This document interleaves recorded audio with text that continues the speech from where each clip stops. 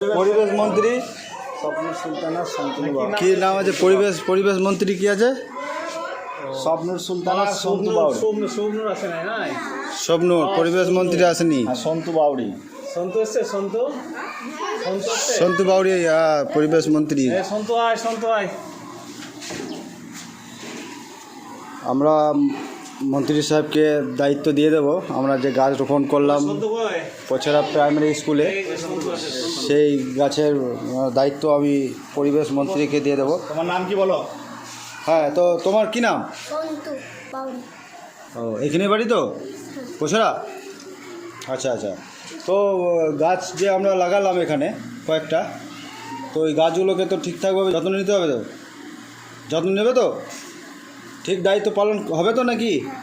সকলকে জল দিতে হবে, বলতে হবে, গরু ছাগল না ঢুকে যায়, গেটগুলো লক্ষ্য করতে হবে। তার জন্য দেখবো তো নাকি? লক্ষ্য করবো গেটগুলো।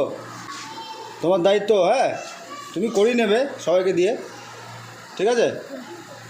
Thank you. আর তোমার কেমন লাগে চলো পাল্টায়ের উদ্যোগে যে গাছ লাগানো হলো তোমার স্কুলে, তোমার কেমন লাগছে? ভালো লাগে। চলো পাল্টাইকে তুমি কি বার্তা দিতে চাও? ফলটায় এগিয়ে যা, চলে ফলটায় পাশে আছি।